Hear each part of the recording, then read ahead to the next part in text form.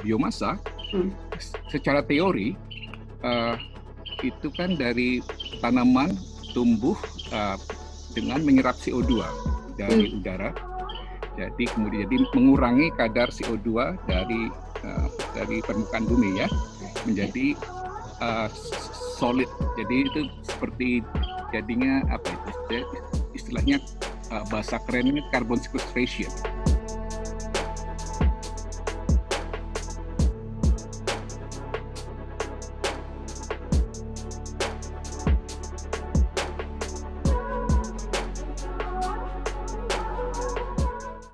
Nah, kalau di US sendiri, tantangan ini sudah ditemukan jalan keluarnya kah? Atau bagaimana mereka mengatasi tantangan ini? Atau sampai saat ini belum menjadi alternatif yang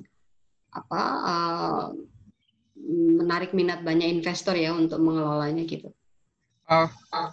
Di Amerika sekarang itu yang sudah komersial, sudah lama itu ya bioetanol. Bioetanol itu dari jagung.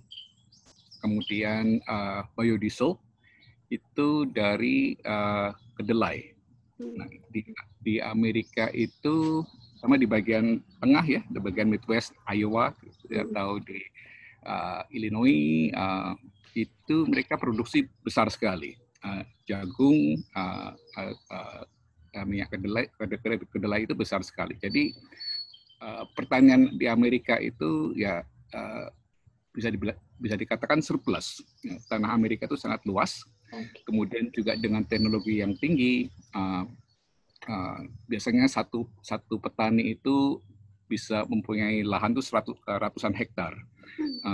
Dilakukan dengan mesin-mesin ya, jadi tidak memerlukan terlalu banyak tenaga kerja. Kemudian juga dengan infrastrukturnya sudah baik gitu, untuk jadi jalannya sudah bagus untuk jadi secara infrastruktur dari penanaman itu sudah jelas begitu. Jagung, kedelai, dan juga lahannya sangat luas, jadi produksinya juga sangat besar. Dan transportasi itu dengan infrastruktur yang baik gitu. Kemudian harvesting ya, pemanenan itu juga sudah dari produksi begitu. Jadi suatu proses itu. Juga jagung dan kedelai mudah untuk disimpan karena tidak mudah busuk ya. Itu. Jadi sukses itu. Tapi ada kritik atau concern karena untuk menanam jagung, menanam kedelai itu kan membutuhkan energi yang besar. Jadi dari penanaman untuk perlu pupuk. Nah itu pupuk itu biasanya dari urea atau jadi membutuhkan banyak nitrogen. Nah itu mengakibatkan pencemaran lingkungan. Sungai itu jadi masalah lingkungan itu juga masalah besar di Amerika. Jadi banyak penelitian perusahaan-perusahaan dalam berbagai skala ya, dari universitas seperti saya sampai dengan skala industri dan dengan support dari pemerintah, itu banyak usaha untuk menggunakan biomasa yang lain, terutama biomasa yang bukan makanan. Jagung dan kedelai itu kan makanan. Dan juga membutuhkan lahan yang subur. Nah itu sayang begitu kalau lahan yang subur itu dipakai untuk membuat biofuels, itu sebetulnya kurang secara untuk lingkungan, untuk biaya, untuk kualitas. Ini secara etika juga. Etika itu sesuatu yang mungkin bisa diperdebatkan. Karena makanan dengan lahan itu bisa digunakan untuk menghasilkan makanan. Produksi, iya. Oke, di sana berarti masih cukup kontroversial juga ya, mengubah lahan pangan untuk mensuplai gitu ya, sumber energi kan, artinya kan gitu ya, nanam jagung, nanam kedelai. Untuk kontroversial itu mungkin too strong ya. Sekarang kita sudah menjadi bagian sehari-hari. Ya. Okay. Dulu waktu awal-awal tahun 2000-an begitu, memang banyak concern, banyak kritik ya. Tapi kemudian, tapi juga sekarang itu kritik itu sangat berkurang karena juga peningkatan teknologi. Jadi dulu untuk teknologinya semakin baik, jadi membutuhkan konversinya, yield-nya itu produknya itu lebih tinggi, semakin tinggi. Jadi cost-nya itu semakin rendah, gitu jadinya. Dan semakin rendah, juga impact-nya itu semakin rendah juga demikian. Jadi ya itu kembali saya bilang tadi ada sosial, teknologi, ekonomi, lingkungan, policy itu harus ya, semuanya itu berjalan. Iya. Juga waktu itu pemerintah Amerika sangat mendukung tentang bioenergi itu. Iya. Nah kalau di Indonesia ini kan sebenarnya ketersediaan material maupun bahan baku sudah lebih banyak ya. Nah maksud saya kenapa itu tidak tidak dimanfaatkan gitu ya di Indonesia gitu ya. Justru diekspor ke negara lain gitu. Bahkan batu bara juga kan sebenarnya ada karena ada obligasi untuk menjual ke PLN kan. Kalau nggak ada obligasi kan seluruhnya akan diekspor ke ke luar gitu ya. Maksudnya kalau menurut Agus sendiri kira-kira pengelolaan biomasa menjadi sumber energi di Indonesia ini sudah tepatkah atau perlu inovasi? Belajar dari Amerika ya barangkali. Kalau saya melihatnya lebih dari arah polisi. Jadi pemerintah itu harus mempunyai program yang betul-betul komprehensif menurut saya. Jadi tidak cuma sepotong-sepotong saja, tidak cuma untuk pengusaha atau tidak cuma untuk petani jadi semua itu mesti harus dibantu. Infrastruktur di Indonesia masih sangat kurang. Jadi merupakan tantangan gitu. Amerika bisa sukses ya karena mempunyai sudah setiap komponennya itu sudah secara masing-masing sudah cukup kuat. Ya, pertaniannya sudah kuat, infrastruktur untuk transportasi juga sudah kuat.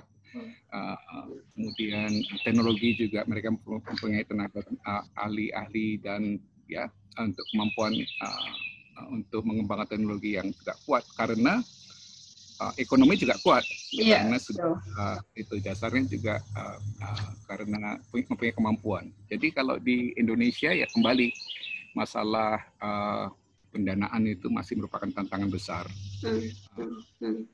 Jadi harus ada komitmen dari pemerintah, dari perusahaan swasta, untuk juga dari peneliti, dari badan-badan research, universitas itu semua harus terintegrasi. Kalau teknologinya sendiri sebenarnya nggak terlalu ribet ya kan ya, Agus? Teknologinya sudah ada, seperti ada untuk membuat biodiesel itu sudah satu teknologinya itu teknologi yang mudah sebetulnya, sudah puluhan tahun. Kalau untuk biomasa yang misalnya dari tandan kelapa sawit itu sudah bisa dilakukan, cuma saja kembali itu untuk pengumpulannya, untuk infrastrukturnya itu masih cukup sulit begitu. Jadi misalnya ada perusahaan yang memproduksi kelapa sawit, kemudian limbahnya dipakai untuk membuat pelet seperti itu biasa sudah ada yang mendanai untuk itu. Jadi kenapa diekspor? Karena memang ada pembeli yang meminta demikian. Jadi gimana caranya supaya di Indonesia itu mungkin dari swasta atau dari pemerintah, karena pemerintah yang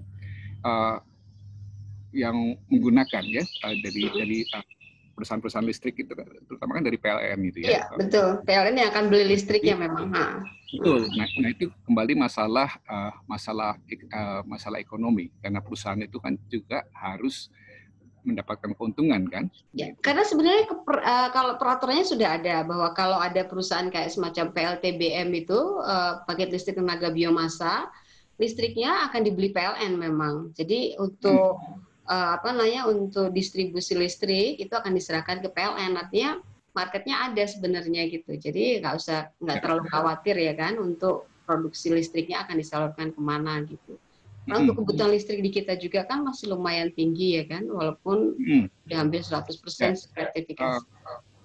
Saya tidak terlalu tahu, tapi kalau saya melihatnya kembali dari masalah ekonominya. Jadi mungkin karena untuk memproduksi listrik dari biomasa itu lebih mahal dari memproduksi listrik dari batu bara. Ya, kembali itu kalau untuk biomasa itu karena banyak kekurangannya. Itu tadi kan banyak mengandung kandungan air, mesti dikeringkan, kemudian untuk disimpan. Nah itu tuh membutuhkan banyak dan logistiknya itu banyak gitu. Jadi tidak semudah kalau menyimpan memproses menggunakan batu bara. Betul. Ya, jadi memang tergantung will ya, political will yang kuat ya. Karena kalau kita bergantung dengan fossil fuel kan udah akan habis ya. Artinya kan ini tetap harus dilaksanakan ya kan. Bahwa alternatif energi terbarukan ini harus tetap diupayakan ya kan. Pemerintah sendiri kan menargetkan 2030 itu baurannya 23% ya kan. Kayaknya agak susah juga sih mencapai ke sana. Kalau di Amerika gimana baurannya ya Gus? Kalau untuk yang biomasa electricity-nya, sumber powernya itu? Biomasa itu kontribusinya masih kecil. Jadi kalau biomasa itu mungkin untuk listrik itu sekitar tidak sampai 10% ya. Karena juga untuk listrik itu banyak potensi yang lain. Jadi kalau untuk listrik itu ada misalnya dari solar, kemudian solar energy, kemudian dari wind ya dari angin.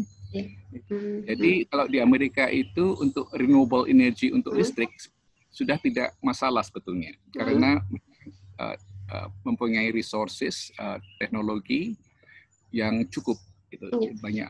Jadi untuk teknologi windmill ya, kemudian teknologi solar gitu. Jadi seperti untuk tenaga listrik itu dari matahari, mungkin di daerah-daerah yang banyak sinar mataharinya. Jadi seperti di daerah selatan Florida, di daerah Georgia, Texas, Arizona itu banyak.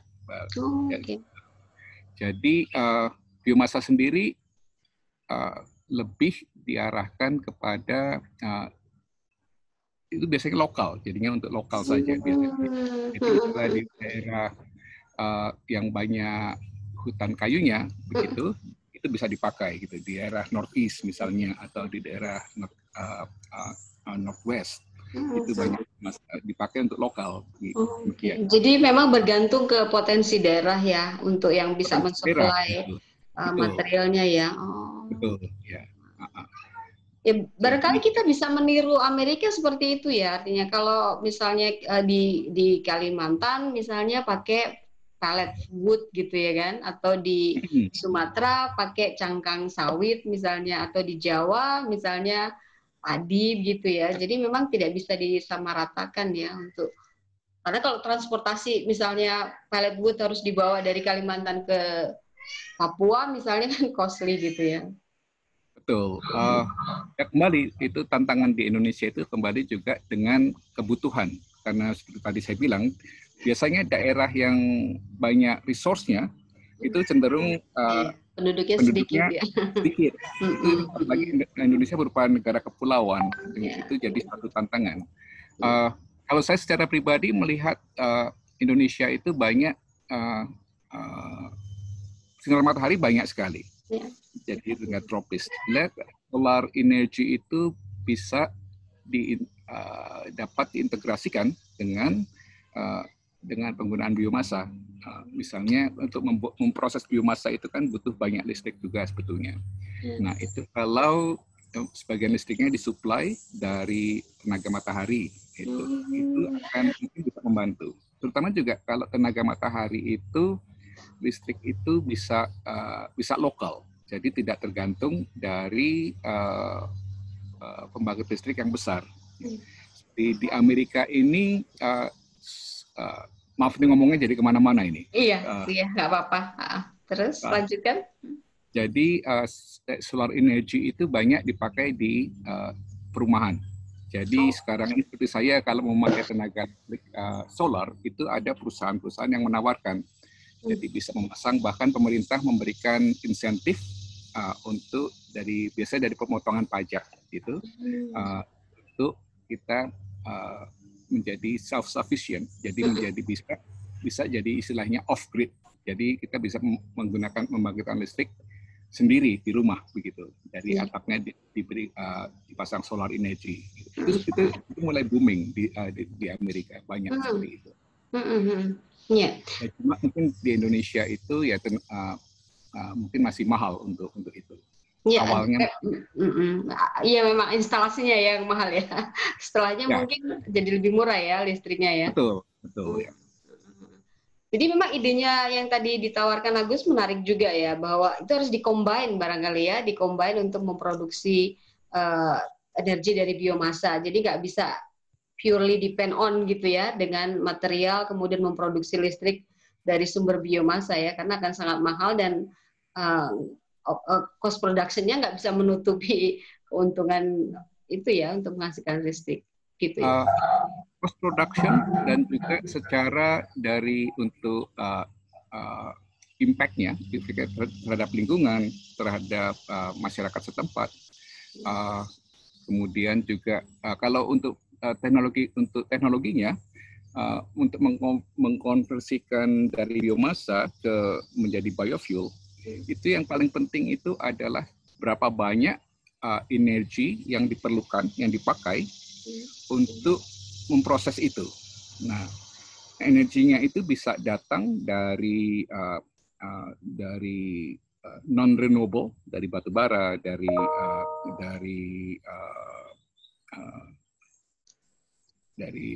bahan bakar ya, kebutuhan bahan bakar. Nah, jadi kalau rasio dari energi yang dihasilkan terhadap energi non-renewable yang dipakai, itu kalau rasionya kecil, jadi banyak banyak energi yang dibutuhkan untuk membuat biofuel ini, itu efisiensinya akan rendah. Iya, berarti mungkin juga kita katakan ya tidak membantu secara untuk renewable itu tidak membantu sebetulnya. Betul, karena kebutuhan yang fossil fuelnya tetap besar ya untuk mensuplai mendukung itu ya. Jadi tantangannya gimana untuk mengecilkannya itu gitu. Jadi makanya saya bilang mungkin bisa dari listriknya dari solar energy itu kan jadi renewable. Kalau untuk membuat proses itu kan pabrik itu butuh dua, panas dan listrik. Jadi biasanya untuk listriknya itu mungkin bisa gimana caranya supaya tidak tergantung pada non renewable energy, demikian. Jadi energi biomasa ini bisa nggak menjadi sumber energi masa depan ya kalau kayak gini ya?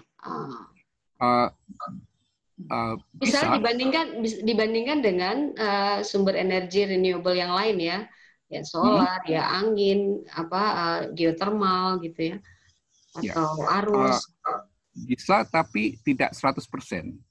Gitu. Jadi sekarang ini untuk renewable energy itu harus biomasa bukan satu-satunya. Jadi kita mesti melihat potensi yang lain dari angin, dari air ya, panas bumi ya. Panas bumi. Jadi tapi tiap sumber itu ada kelebihannya, ada kekurangannya. Gitu. Jadi tantangannya bagaimana untuk mengoptimasi kelebihannya, bagaimana untuk mengurangi kekurangannya. Jadi harus dikombin ya, dia dibaurkan gitu ya, dia nggak bisa berdiri sendiri ya. Kalau Betul, yang selama betul. ini kan batu bara dia bisa berdiri sendiri ya, bisa 80% sumbernya dari batu bara gitu kan. Nah, 100% mungkin ya. iya 100% malah. Ya, ya karena supply-nya itu sudah jelas, supply chain-nya itu dari tambang batu bara, perusahaannya itu sudah jadi mungkin antara PLN dengan pensuplai batu bara itu sudah jelas. SOP-nya udah ini ya, udah baku gitu ya, SOP-nya udah. Betul, karena ya sama-sama perusahaan besar biasanya kan ya. Jadi mereka sama-sama mengerti bisnisnya untuk itu. Kalau biomasa itu agak sulit karena pemproduksi biomasa itu berbeda dengan yang pemrosesannya itu dari perusahaan pabrik, kemudian kalau biomasa biasanya banyak petani demikian. Jadi biasanya dari banyak petani gitu ya. Oh, betul. Nah itu untuk mengkoordinasikannya itu sulit. Iya, iya. Tapi dari cerita Agus juga kelihatan bahwa kenapa orang lebih prefer ke batu bara ya, karena batu bara gali, ambil, masukkan ke dalam apa namanya di shifting, di shipping aja ke mana ke PLTU udah jadi listrik ya. Tapi betul. kalau ini biomasa, aduh rangkaiannya panjang banget ya.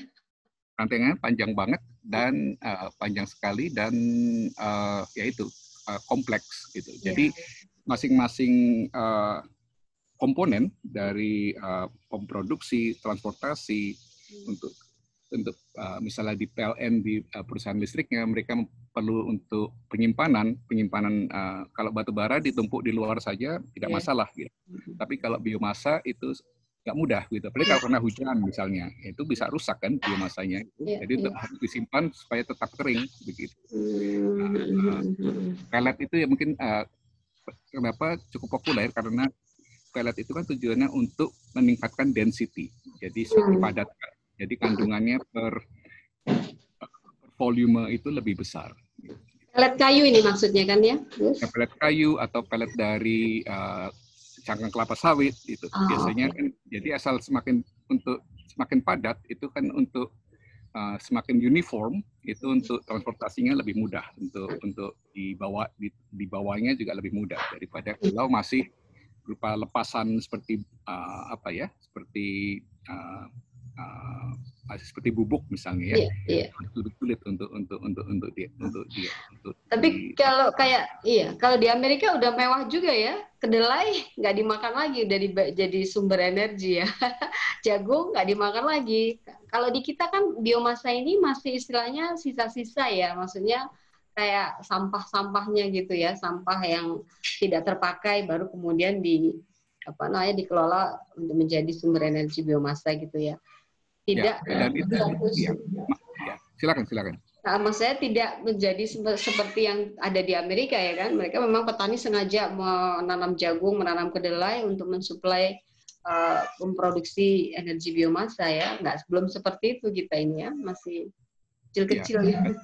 Ya, pertama karena pertanian di Amerika itu surplus. Iya. Jadi malah petani itu ada yang diberi tunjangan untuk tidak menanam. Karena terlalu oversupply. Jadi kebutuhan tingkat produksi jagung, kedelai itu jauh lebih besar dari kebutuhan. Jadi malah seperti di Indonesia tempe banyak kedelainya diimpor dari Amerika gitu. Amerika itu eksportir terbesar kedelai gitu. Dan juga jagung untuk ternak biasanya untuk makanan ternak itu. Jadi itu jadi tidak masalah untuk supply biomasanya. Cuma kembali itu masalah etik ya, jadi etik seperti masalah impact terhadap lingkungan, terhadap untuk sosial itu kenapa kok tidak kirim ke Afrika yang masih kelaparan misalnya. Betul. Tapi ya kembali itu masalah supply and demand dan juga kembali masalah ekonomi. Tapi kalau saya tadi Rin menyebut tentang sampah, nah itu sebenarnya itu suatu potensi yang sangat besar. Seperti sampah dari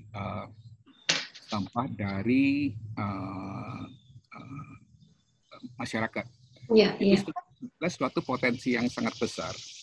Saya sekarang cenderung untuk melihat ke situ untuk penelitian saya. Itu saya lebih tertarik dengan sampah. Seperti misalnya saya sekarang ini mempunyai penelitian bekerja dengan satu perusahaan itu memproses dari limbah dari pembersihan air. Nah, itu dari pembersihan dari memproses air bersih itu banyak dihasilkan waste, ya, limbah yang padat. Gitu. Itu bisa dipakai juga demikian. Biasanya dipakai untuk oleh lokal perusahaan itu sendiri untuk menghasilkan panas untuk energi untuk memprosesnya demikian. Kalau di Indonesia, ini serius, ini limbah rumah tangga gitu yang dipakai untuk menghasilkan energi. Ya, jadi itu kalau jadi limbah dari sampah dari rumah tangga itu sampah organik ya, itu bisa dipakai untuk menghasilkan energi. Ya, misalnya kalau saya melihat ya secara mungkin seperti di Indonesia itu pasar misalnya ya, pasar atau yang menghasilkan banyak sampah itu daripada diangkut kemudian ditaruh di tempat limbah akhir.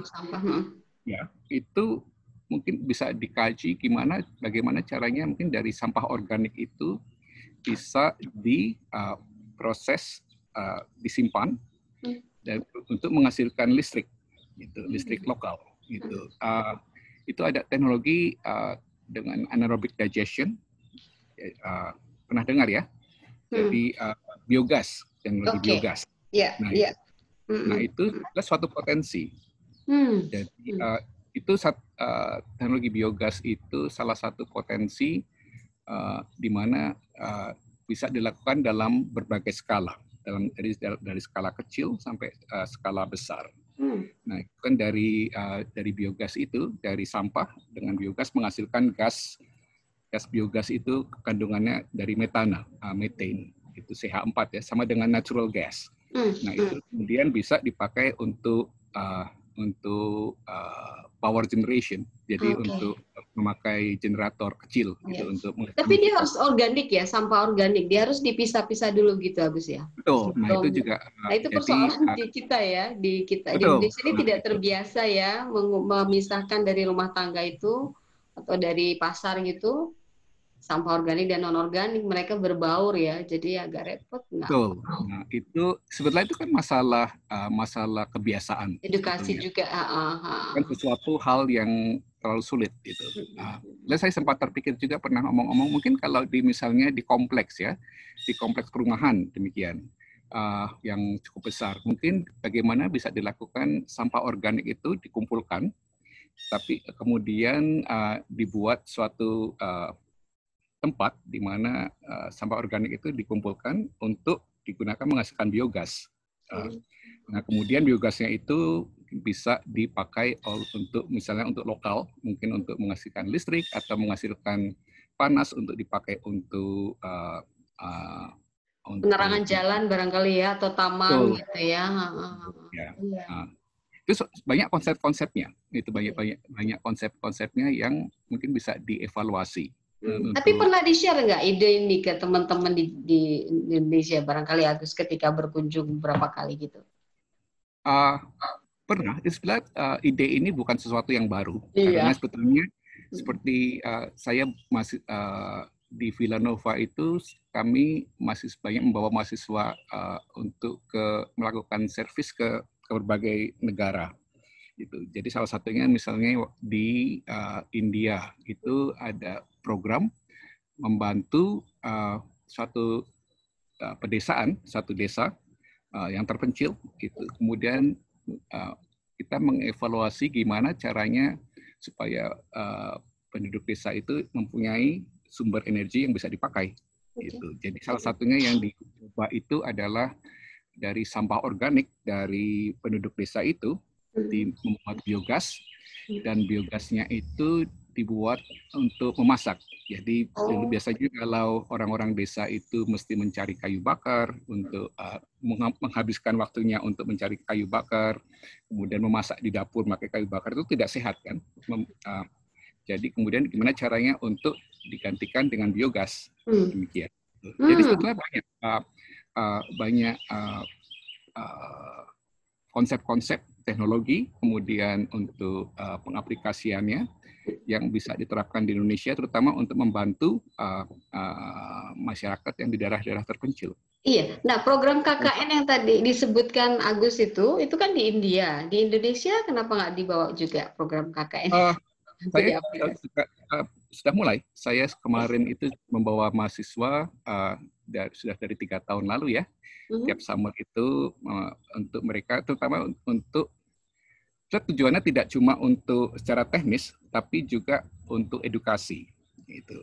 Maaf saya tuh cenderung untuk berpikir luas. Gitu. Jadi kalau concern saya terhadap Indonesia itu tidak hanya dalam teknologi, tapi juga dalam kemajuan masyarakat, terutama untuk anak-anak generasi muda kita.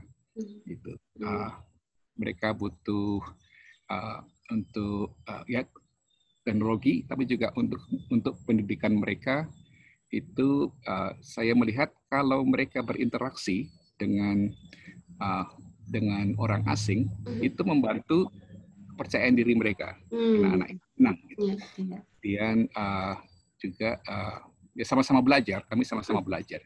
Kalau saya membawa mahasiswa itu dengan IPB dan melakukan summer course. Tahun lalu itu saya membawa 6 mahasiswa, kemudian kami mengadakan summer course dengan international summer course pertama dilakukan.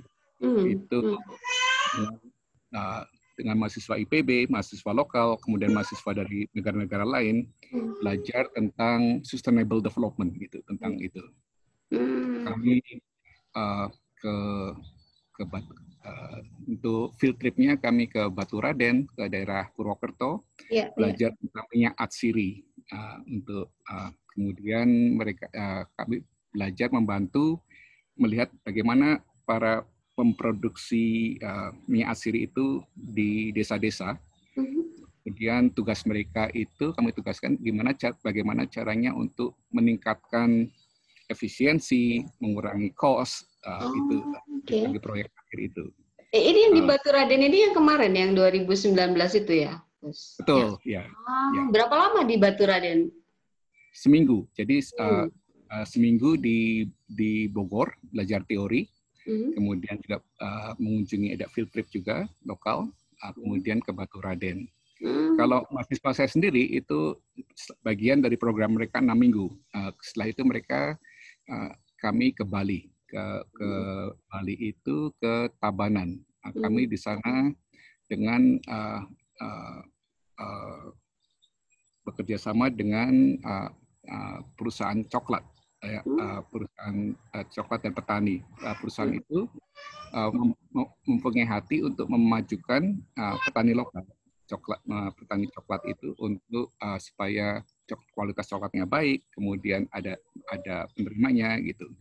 Mahasiswa kami di sana membantu mengembangkan alat pengering biji coklat itu dengan teknologi yang mudah begitu. Mahasiswa itu juga saya bawa membantu berkunjung ke sekolah lokal, ke SMK. Setengah hari kami mengajak mereka melakukan hands-on eksperimen tentang sains. Gitu. Jadi berinteraksi, jadi bahasa Inggris, bahasa Indonesia saya menjadi penerjemah gitu. Itu kelihatan sekali mahasiswa saya juga sangat berantusias karena suatu pengalaman yang baru dan membuka mata mereka sebetulnya. Mereka selalu melihat bahwa ternyata Indonesia daerah berkembang itu mereka malah merasa diajarkan oleh orang lokal karena mereka melihat di Indonesia itu mereka tidak di Amerika mereka banyak kemudahan dalam hidup ya. Jadi masalah air bersih saja gitu, tinggal buka keran sudah keluar air bersih. Jadi mereka tidak pernah berpikir. Tapi kemudian setelah ke Indonesia melihat itu suatu tantangan gitu. Jadi mereka lebih apresiasi. Gitu, dan kebanyakan mereka baru pertama ke Indonesia. Mahasiswa. Sekali. Jadi suatu culture juga untuk suatu untuk pengembangan diri. Makanya saya tadi bilang saya kemauannya itu isinya banyak saya, karena saya melihat bahwa kalau saya itu cenderung untuk memikir gimana caranya dengan satu batu itu bisa tidak cuma satu burung yang mati, tapi bisa 5 kalau bisa begitu. Iya, filosofis banget. Ya, jadi semua itu harus saya lihat manfaatnya. Gitu. Jadi seperti saya membawa mahasiswa untuk membantu tentang teknologi, tapi juga memberi kesempatan untuk mereka untuk belajar kebudayaan. Untuk di Indonesia juga diharapkan mereka juga akan senang gitu, apalagi untuk misal berbicara bahasa Inggris. Indonesia itu cenderung ketinggalan, bukan ketinggalan ya, anak-anaknya banyak yang pintar-pintar, cuma ini saya lihat masih kepercayaan diri kurang, kemampuan berkomunikasi juga kurang, bagi dalam bahasa Inggris itu. Jadi saya lihat dengan semakin mereka berbicara dalam bahasa Inggris, itu kelihatan sekali mereka lebih terpacu. Diri. Itu ide yang menarik ya untuk terus dilanjutkan gitu ya. Dan ini program ini akan terus berlanjut gitu. Akan terus berlanjut. Sayang tahun ini itu tidak karena COVID ya. Terlaksana, iyalah pasti.